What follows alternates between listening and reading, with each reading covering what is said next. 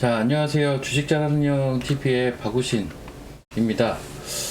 오늘은 오랜만에 제가 이제 라이브 방송이 아닌 영상을 좀 찍으려고 하는데, 오늘 좀 말씀을 드릴 내용은 5월달 증시에 대해서 한번 이야기를 풀어가 볼까 합니다. 지금 5월 첫째 주 같은 경우는 월요일 날 휴장이었고요. 근로자의 날로 휴장이었고, 그리고 지금 이 영상을 찍고 있는 오늘 같은 경우 이제 어린이날입니다. 그래서 첫째 주가 3거래밖에 없었어요. 그러다 보니까 어떻게 보면 이제 5월달은 시작은 됐지만 본격적인 5월장의 시작은 다음 주부터라고 보셔도 좀 무방하지 않나라고 보여지고요. 그만큼 이제 다음 주부터 한 4주 동안 5월장이 열리게 되는데,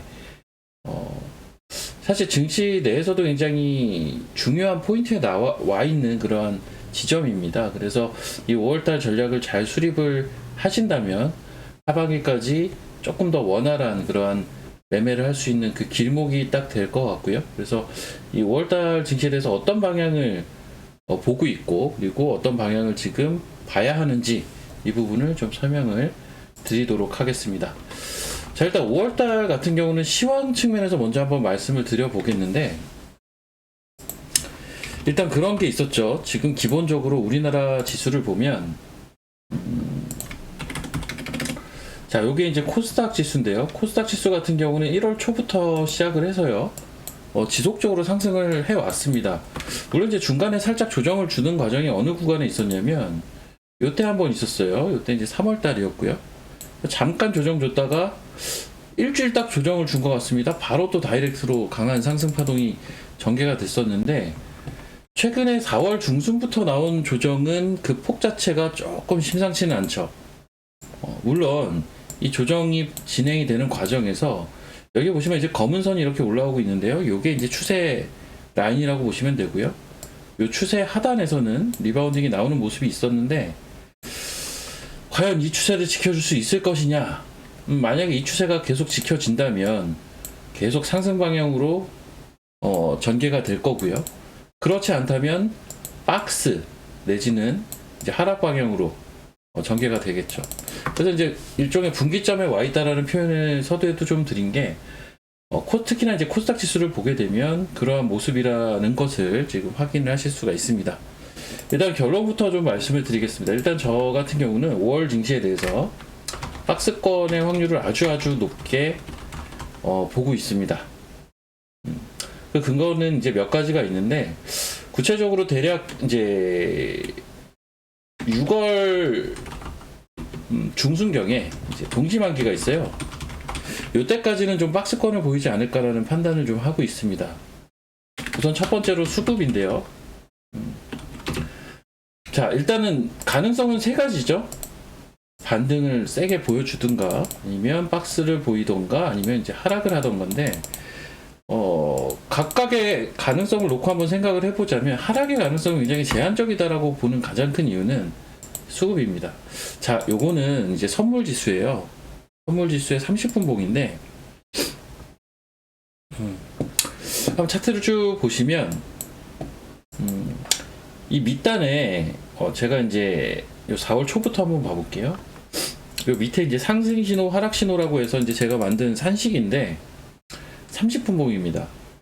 지금 4월 달 들어서 매수 신호는 요때 한번 좀 있었고, 그 이후에는 계속 매도, 13일, 14일 계속 매도 신호고요.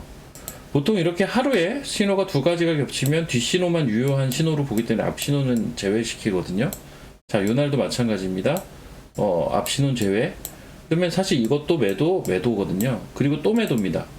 즉 4월 달은 4월 중순부터 매도 사인 말고 나온 적이 없어요. 실제 지수도 계속 내려왔습니다. 그런데 요 4월 말경에 다이버전스를 보입니다. 지수의 저점은 깨지는데 이 MACD 보조지표의 저점은 올라가는 이 지점이 다이버전스 발생 지점이거든요. 상승 다이버전스의 모습을 보이면서 지수가 반등을 했어요. 하지만 이제 5월로 넘어서도 또 매도 신호가 나오다가 드디어 5월 4일, 5월 4일 그 목요일이죠? 매수 신호가 발생을 했습니다.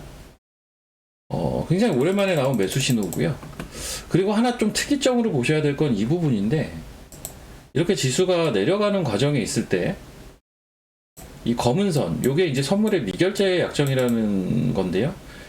기본적으로는 지수가 내려갈 때 이 검은 선이 올라가게 되면 굉장히 위험합니다. 그런데 이번에는 지수가 내려갈 때 검은 선이 같이 내려오는 모습을 보였다. 마찬가지입니다. 지수가 리바운딩 나올 때 검은 선이 다시 올라가다가 지수와 함께 올라왔죠. 지수가 또 조정을 보일 때 검은 선이 내려오는 모습을 보입니다. 이 말인즉슨 지금은 하락 추세를 보긴 좀 어렵다는 겁니다. 수급적으로는 하락 추세, 기술적으로는 지금 자리에서 하락 추세 보기는 조금 어렵다라는 거죠. 그럼 가능성은 이제 두 가지. 상승 추세로의 복귀냐, 내지는 박스로 숨을 고르느냐, 요 차이라고 보시면 되겠는데, 일단은 저는 이제 박스를 보는 이제 여러 가지 이유가 일단 하락 추세가 나오기가 좀 어렵다라는 게 하나가 있고요. 자, 그리고 이제 6월 중순경에 동시만기가 좀 있다 보니까 요 동시만기 포지션도 좀 봐줘야 되는데, 일단 이 선물 옵션 동시만기 포지션 기준으로 봤을 때는 약간의 하락은 나올 수 있는 수준의 수급입니다. 그러다 보니 상승 추세로 또 연결되기는 어려운 부분들이 지금 구간에서는 좀 있다라는 거죠. 그렇다면 결론적으로는 지금은 지수는 좀 박스권을 보이면서 숨을 골랐다가 그 다음 스텝을 밟을 가능성이 높습니다.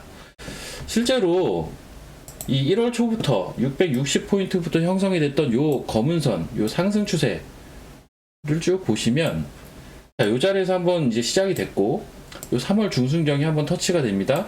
그리고 4월 중순경에 다시 한번 이렇게 지수가 내려오면서 터치가 됐는데, 사실 지금 이 검은 추세는 계속 올라오고 있다 보니까 여기서는 하루만 봐줘도 바로 추세가 좀 깨지는, 즉 계속 이제 바로 올라가줘야 되는 자리예요. 그런데 이 3월 달에 만든 거는 좀 사뭇 다른 게, 3월 달에는 추세 하단까지 내려오고 어떻습니까? 바로 숨도 쉬지 않고 이렇게 올라왔는데, 이번에는 이제 추세 하단까지 내려오고 나서 어땠죠? 반등이 나왔지만 다시 밀립니다. 그러면서 추세 라인이 지금 깨지기 일부 직전이거든요. 결국은 여기서 만약에 박스를 이렇게 그리게 된다라는 가정을 계산해 본다면 이 검은 선의 추세는 깨지게 됩니다. 그러면서 일단 한번 재충전의 시간을 갖는 그러한 타이밍이 올 가능성이 높죠. 일단 박스의 하단으로 유력한 지점은 최근에 저점을 찍었던 자리를 일단 유력한 지점으로 놓고 보고, 물론 일정 부분은 추가 하락이 나올 수도 있겠지만 요 반등의 목표치가 이번에 나올 때, 예를 들면 뭐 한 이 정도, 뭐 한 요 정도 라인까지 반등이 나왔다, 그리고 다시 재차 하락이 나왔다, 이렇다면 박스의 상단과 하단을 잡아주는, 그래서 지금 구간에서 이제 5월 첫째 주, 둘째 주에 나올 변동성은 박스의 상단과 하단을 잡아주는 변동성이라고 이해를 하시면 좋을 것 같습니다. 그래서 만약에 이 정도까지 올라갔다가 내려오게 되면 박스의 상단은 여기가 되는 거고요. 추가적인 상승이 나온다면 이 정도가 박스 상단이 되겠죠. 저는 일단 제일 유력하게 보는 박스 상단 자리는요, 870포인트 내외입니다. 그 자리가 가장 865부터 한 75포인트까지가 코스닥 기준으로 박스의 상단으로 서의 그런 역할을 할 가능성이 높지 않나, 뭐 이런 판단을 좀 해보고 있고요. 자, 그래서 이제 두 번째 이유가 동시만기 이유였고, 세 번째는 이제 추세의 이유였습니다. 자, 그리고 이제 마지막으로 제가 좀 말씀을 드릴 거는, 제가 지금 코스닥 지수 위주로 좀 말씀을 드리는 이유가, 시장의 전반적인 거래량 자체도 코스닥이 지금 코스피보다 많은 상황입니다.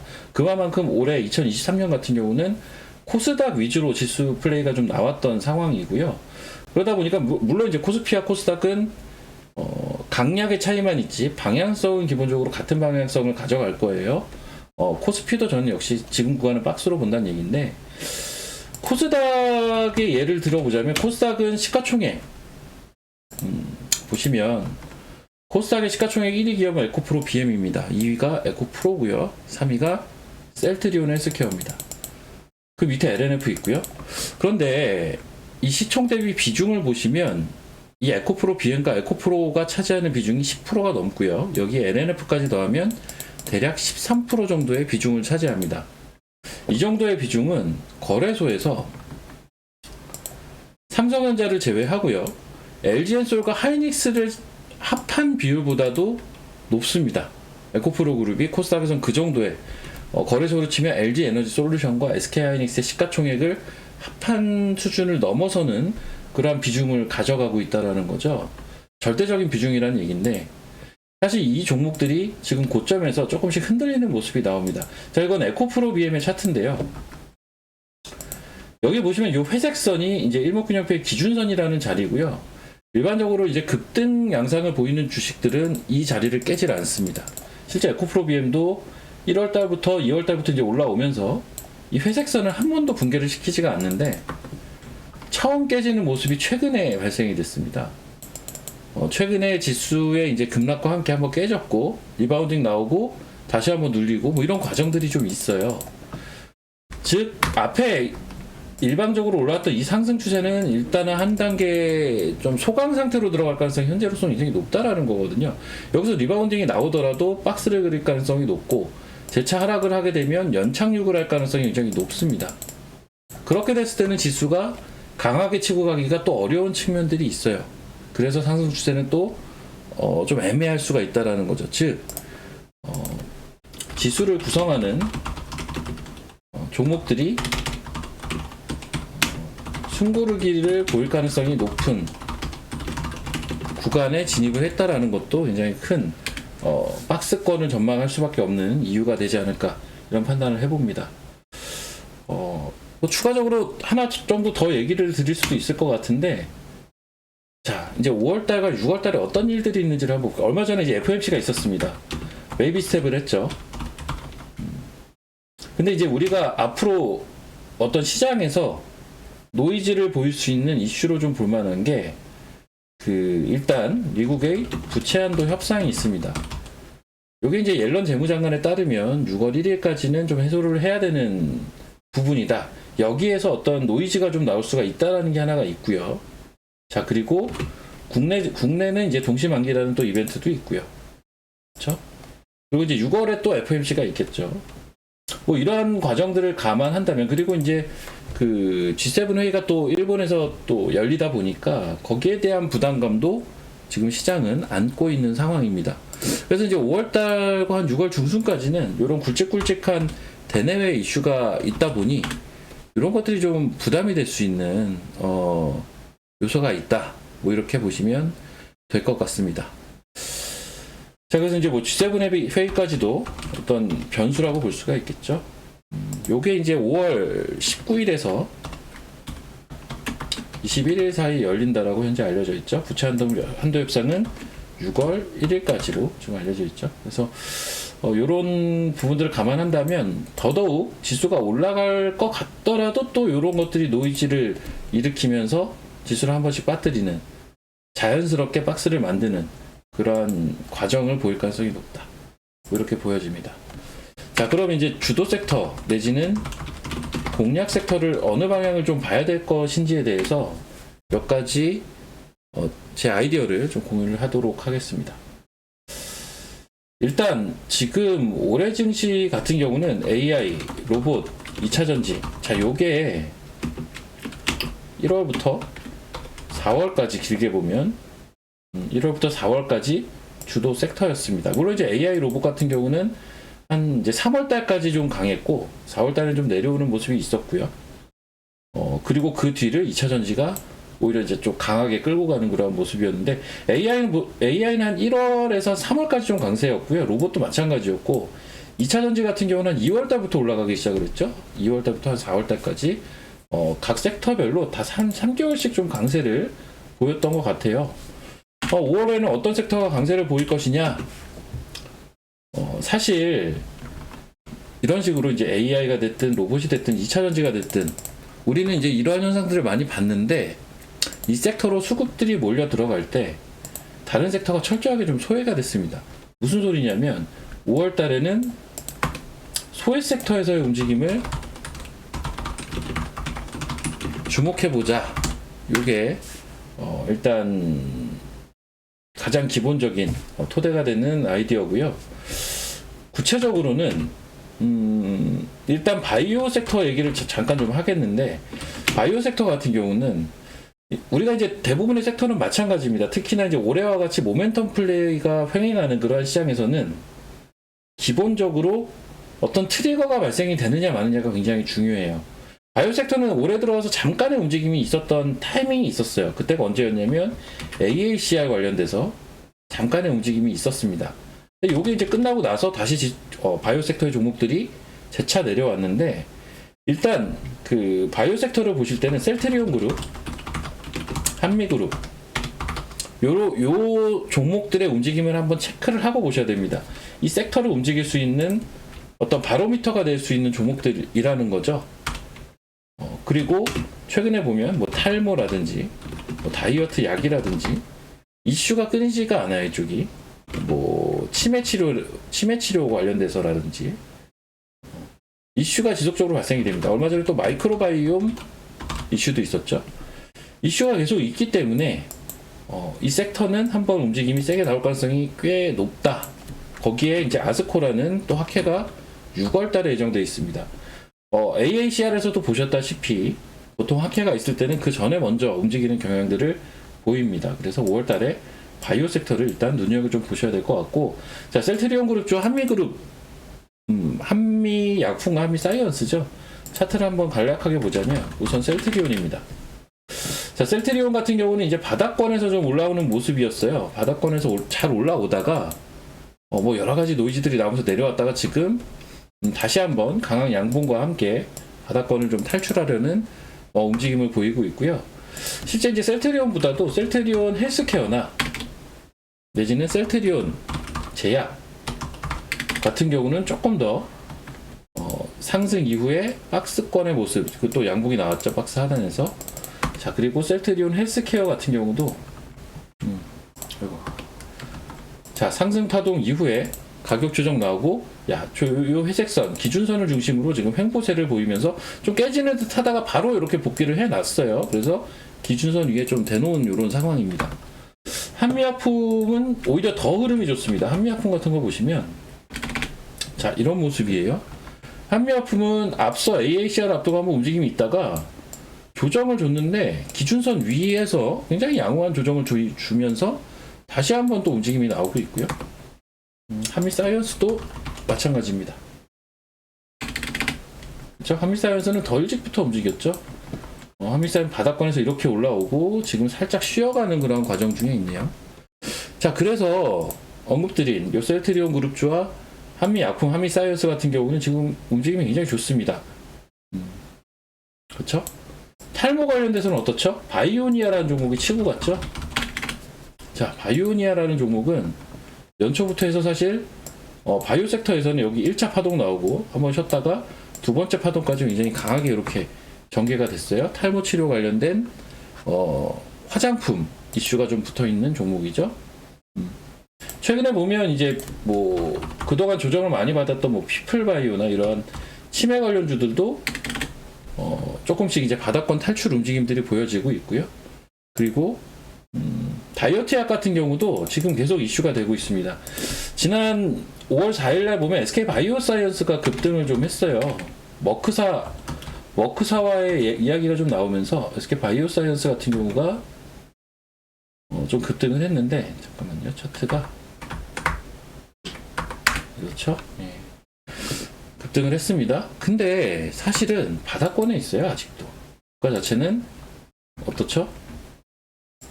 철저하게 소외가 돼 있다가 바닥권에서의 움직임입니다. 그래서 제가 이제 주목을 하는 건 뭐라고 말씀을 드렸습니까? 5월달은 박스를 볼 가능성이 높고 소외 섹터를 한번 잘 보자. 그리고 소외 섹터가 움직임이 나올 때는 트리거라는 게 항상 필요합니다. 어떤 게 트리거가 돼줄 것이냐? 바이오 같은 경우는 티어 그룹의 좋은 주가 움직임, 그리고 탈모부터 해서 여러 가지 이슈들이 시장에서 계속 제기가 되는 와중에 6월 달에 아스코라는 또 대규모 학회가 예정되어 있다는 건 트리거로는 뭐 충분한 그런 조건들이 되는 것 같고요. 자, 이제 두 번째 섹터 한번 보겠는데, AR, VR, 메타버스 쪽을 좀 잠깐 언급을 드리려고 하는데요. 자, 일단 5월 달에 보시면 구글 개발자 학회가 예정이 되어 있고요. 5월에는 구글 개발자 학회. 자, 그리고 6월에는 애플 개발자 학회가 예정이 되어 있습니다. 당연히 지금 5월 초를 지나가는 이 시점에서는 한 6월 달 일정까지도 미리 좀 감안을 하고 보시면 좋은데, 기본적으로 이 AR과 VR, 뭐 MR도 있고요, XR도 있죠. 그리고 이러한 하드웨어들을 사용하는 메타버스라는 어떤 그 산업을 보자면, 사실 메타버스는 예전에도 보시면 하드웨어와 소프트웨어가 맞물려야 이 산업 자체가 원활하게 성장을 할 수가 있는데, 지금까지는 어떤 개념만 잡혀 있던 상황에서 하드웨어도 제대로 시장에서 어떤 그 사람들에게 많이 보급이 되어 있지 않은 상황이고, 그러다 보니까 당연히 소프트웨어의 개발도 늦어지고, 적용 산업들도 전반적인 스토리는 짜져 있지만 실제적으로 적용되는 사례가 아직은 그렇게 많지 않은 상황이죠. 그러다 보니까 이러한 종목들은 2022년에 한번 급등을 했다가 급락을 보였던 겁니다. 그런데 지금 6월 달에 애플이 이제 MR 헤드셋 관련된 제품을 요 개발자 학회를 통해서 낼 것이다라는 이야기가 조금씩 있는 상황이죠. 물론 낼지 안 낼지는 알 수는 없지만, 근데 사실 삼성전자 같은 경우도 AR 관련된 기기를 이미 상당 부분 진척이 있었다라는 이야기가 많은 그러한 상황입니다. 결국은 삼성이 됐든 뭐 애플이 됐든 뭐 혹은 메타가 됐든, 메타 같은 경우는 제품들을 꾸준히 좀 출시를 하고 있고요.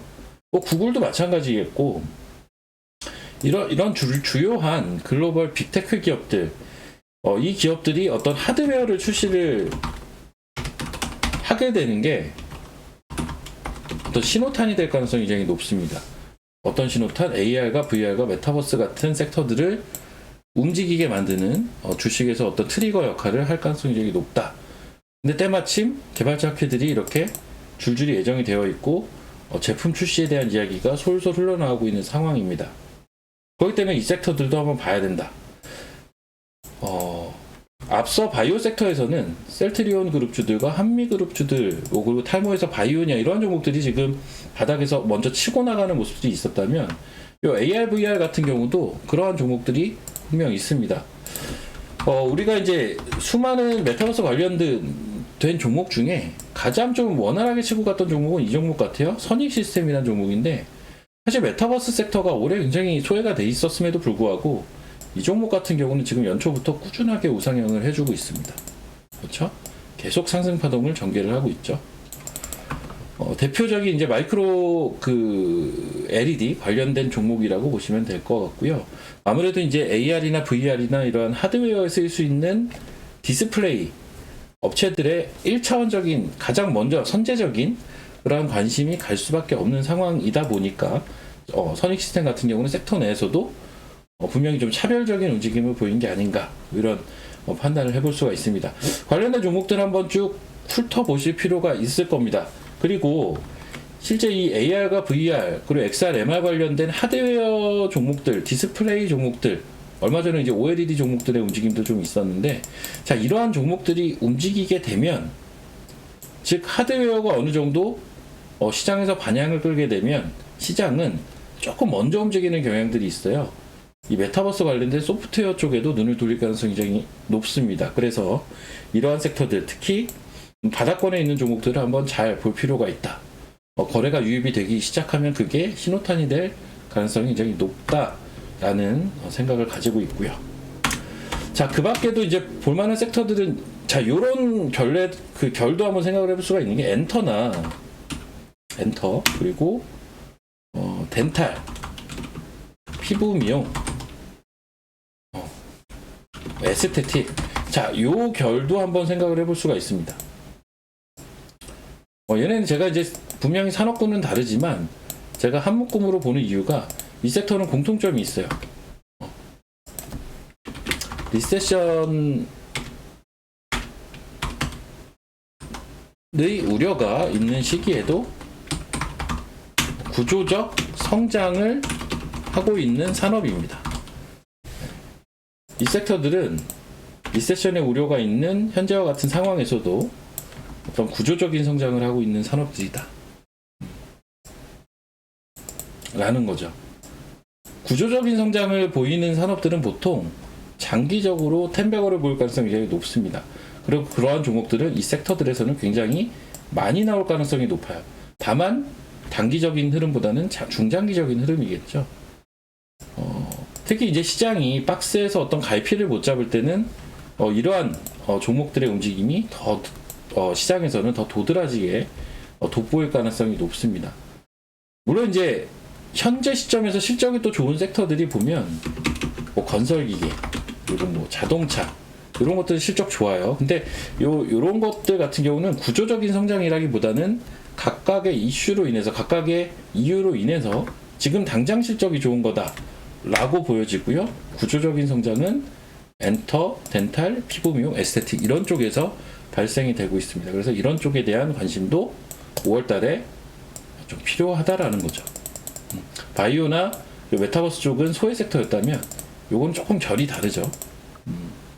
자, 그리고 이제 마지막 이슈 측면에서 한 가지만 더 말씀을 좀 드리겠는데, 네옴시티 관련돼서 이제 봐야 된다라는 생각을 좀 가지고 있습니다. 참고로 요 사우디의 네옴시티 건설 관련돼서는 작년에 굉장히 이슈가 됐었던 키워드입니다. 근데 이제 네옴시티를 왜 이제 5월달부터 봐야 되느냐에 대해서는 이제 5월달부터 일정과 관련된 것들인데요. 기본적으로 이제 내주에 5월 8일부터 5월 8일부터 10일까지 사우디 그 물류교통부 장관의 내한이 있죠. 내한 소식이 있고 관련돼서 뭐 네이버 사옥도 가본다고 하고요. 부산에 있는 항만도 가본다고 하고, 그리고 그 UAM 도심 항공과 관련된 MOU도 이제 체결을 할 것으로 현재까지는 좀 언론에 알려져 있는데 굉장히 오랜만에 이제 내한 소식입니다. 그리고 이제 최근에 보면 그 인도네시아 신수도 건설이라든지 요런 이제 작년 가을경에 되게 시장에서 증시에서 이제 증시가 안 좋을 때도 유행했었던 이제 사우디, 인도네시아 요 중동과 관련된 뭐 아랍에미레이트라든지 그런 이슈가 있는 종목들의 움직임이 그 당시에 굉장히 거셌지 않습니까? 그리고 나서 지금 대략 한 6개월에서 9개월 정도 주가가 쉰 상황입니다. 그런 타이밍에 이제 장관의 내한 소식도 있고, 그리고 이제 그 작년에 우리나라에서 이제 원팀 코리아라고 해서요. 11월에 사우디에 갔던 이력들이 있어요. 그 당시에 이제 사우디에 가서 여러 가지 이제 우리나라 이제 회사들을 끌고 갔었죠. 회사들을 좀 끌고 갔었고, 그리고 가서 이제 23년에는 사우디에서 이제 우리나라 쪽으로 내한을 하는 그런 일정을 좀 잡겠다라고 그 당시에 이제 원희룡 국토교통부 장관이 이야기를 했었는데, 요거는 이제 하반기 답방이 예정이 되어 있다라고 현재 알려져 있는 상태죠. 구체적으로 날짜는 안 나와 있는데 대략 가을께로 알려져 있어요. 뭐 늦은 여름 혹은 가을 정도, 요 정도로 지금 많이 알려져 있는데, 자, 그렇게 됐을 때 결국은 이제 이번 사우디 물류교통부 장관의 내한 이후부터 최종으로는 이제 그 원팀 코리아가 갔던 거에 대한 답방, 요게 이제 최종적인 일정일 거고요. 그 사이에서 또 여러 가지 일정들이 현재 예정이 되어 있는 상황입니다. 그렇다면 이제 네옴시티는 이제부터 봐야죠. 그리고 네옴시티도 말씀드린 대로 철저하게 최근 시장에서 소외가 됐던 섹터입니다. 물론 선제적으로 움직인 종목이 뭐 바이오에도 있었고 요 AR, VR에도 있었듯이 네옴 쪽에도 있었습니다. 자, 그 종목이 뭐냐면 한미글로벌인데, 한미글로벌 같은 경우는 요 4월 달이죠. 요게 4월 초인데요. 4월 초부터 해서 오히려 시장 빠질 때 좀, 시장은 요때부터 좀 이렇게 빠졌던 상황이지 않습니까? 4월 중순부터. 이제 한미글로벌은 4월, 즉 3월 말 4월 초에 저점을 형성을 하고 오히려 반등을 지금 보여주고 있는 그런 모습을 보여주고 있습니다. 작년 가을에 굉장히 큰 시세가 났던 대표적인 대장주였고, 그 이후에 6개월 이상 철저하게 좀 소외가 됐다가 최근에 선제적으로 이 종목은 좀 움직임이 나오고 있다는 거죠. 그래서 이제 관련된 종목들 쭉 한번 살펴보실 필요가 있고, 자, 이 섹터도 이 슈프리마 그룹들 같은 경우는 어떻죠? 4월 초부터 좀 한미보다도 얘가 더 움직임이 다이나믹했죠. 4월 초부터 굉장히 강한 상승이 한번 나왔어요. 얼마 전에 이제 알루코라는 회사도 네옴시티 이야기가 조금 나오면서 또 한번 급등이 있었고 한데, 결국은 이제 4월 달부터 슬슬 움직임이 나오고 있는 선두권 종목들이 이 섹터에 현재 분명 존재한다라는 거고, 이게 여러 가지 일정과 맞물려서 확산의 가능성이 높기 때문에 이쪽을 한번 잘 파볼 필요가 있다. 뭐 이런 판단을 좀 해보고 있습니다. 자, 뭐 그 밖에도 이야기할 수 있는 거리들은 좀 있겠지만 오늘은 딱 여기까지 좀 말씀을 드릴게요. 5월달은 한번 정리를 해보자면 5월달은 6월 중순까지는 저는 박스권을 일단 보고 있습니다. 수급이나 추세나 동시만기 이슈나 그리고 코스닥의 지수를 구성하는 종목들의 현재 위치나, 그리고 이제 미국 쪽에 이 FMC 부채한도 협상, 그리고 글로벌 이야기는 이제 G7 회의라든지 이러한 노이즈를 줄 수 있는 이슈들이 계속 있다라는 것 때문이고요. 자, 그리고 1월달부터 4월달까지는 AI 로봇 2차 전지였다면 5월달은 소외 섹터에서의 어떤 트리거가 발생되는 소외 섹터를 한번 찾아보자라는 측면이고, 아이디어 차원에서 일단 바이오 섹터, 그리고 AR, VR, 메타버스까지 연결되는 요 섹터, 그리고 리세션의 우려가 덜한 엔터, 덴탈, 피부미어, 에스테틱 같은 구조적 성장 섹터, 마지막으로 일정 관련돼서는 네옴시티 관련된 그러한 이슈를 머금은 종목들, 이러한 종목들에서 기회를 찾아보시면 5월달, 6월달 지수가 저는 크게 올라갈 것이라고 보고 있진 않으나 오히려 수익은 짭짤하게 낼 수 있는 그러한 타이밍들을 시장이 계속 제공을 할 것이다 라고 판단을 합니다. 개인적으로는 이제 이런 과정들을 또 잘 보내고 나면 지수가 그 올해 1분기 때 보여준 것처럼 또 한 번 강한 상승을 보일 가능성은 여전히 굉장히 열려있는 그런 상황이라고 판단을 좀 하고 있어요. 그래서 그 부분에 이제 포커싱을 해가지고 시장을 보시면 좋은 결과를 5월달에도 좀 볼 수 있지 않을까, 이렇게 좀 마무리를 하면서 오늘 영상을 마치도록 하겠습니다. 제가 이제 사실 그동안은 라이브 방송 위주로만 이 유튜브를 좀 진행을 했었는데, 향후에는 이런 영상 클립도, 지금 오늘 영상이 조금 길어지긴 했는데, 한 10분 단위의 좀 짧은 영상들을 자주 올릴 수 있도록 해보도록 하겠습니다. 자, 저는 이상 마치도록 할게요.